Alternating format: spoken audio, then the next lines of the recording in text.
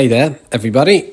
This is a video where we discuss whether you are an INTP or an INFP personality type. So it's easy, really. I don't know why people are confused. It's basically you answer one question: are you a heartless robot with no emotions, or are you an emotional wreck that holds all the emotion inside and feels bad all the time and is depressed?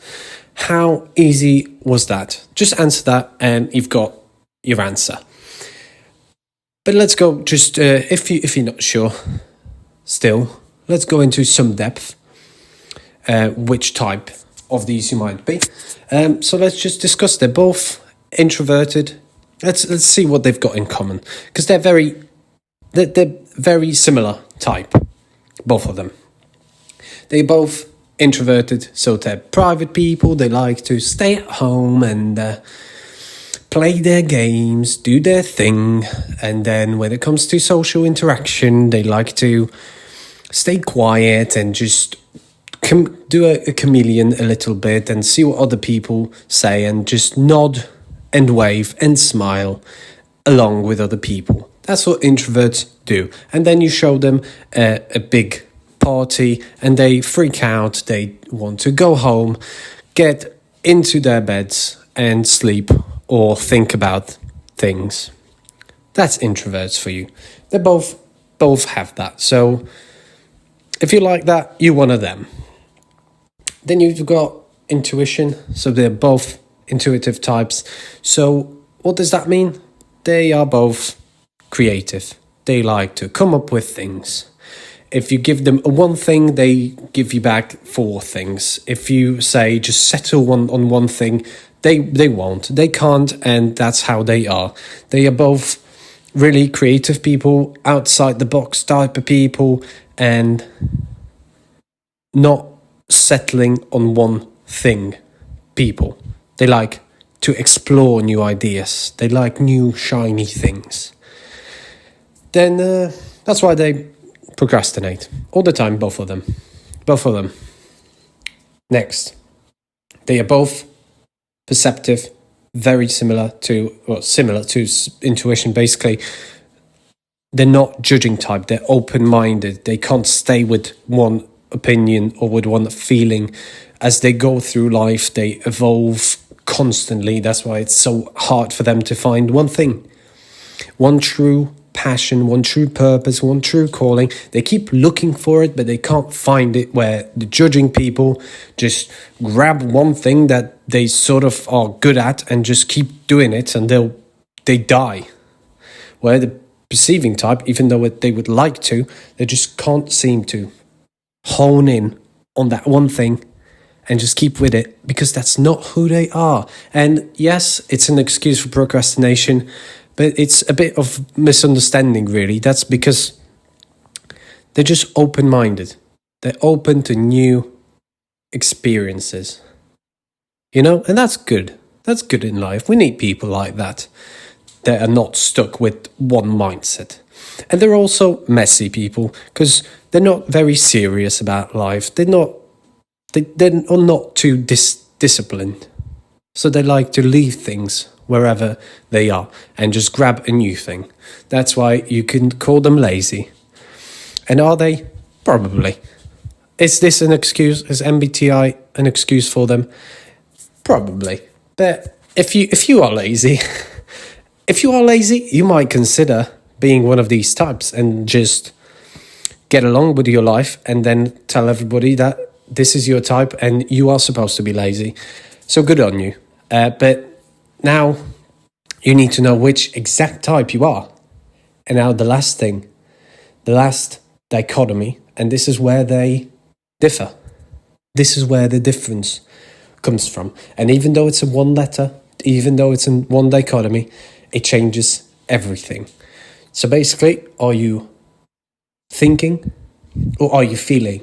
Are you thinking as an INTP or feeling as an INFP? So the difference is are you primarily thinking logically about things, or do you like space and science? And they both like new ideas, but INTP likes more technical, more real world kind of stuff.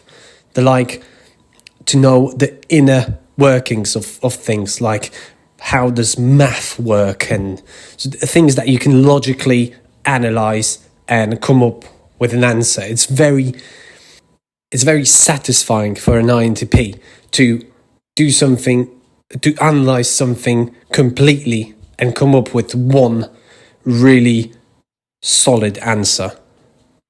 Where an INFP, they like to feel. The primary way of judging new information or deciding how to act is to check how they feel.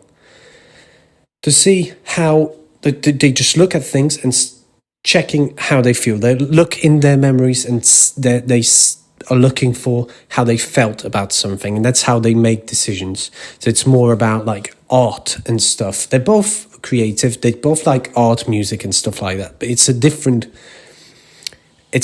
kind of liking. The INFPs like how it feels, where an INTP likes the logic behind it. So let's example, have a song. They both like music and different types of music. So the way an INTP might like their music, they like a song because it might be complicated, or the thing that a drummer did was really technical.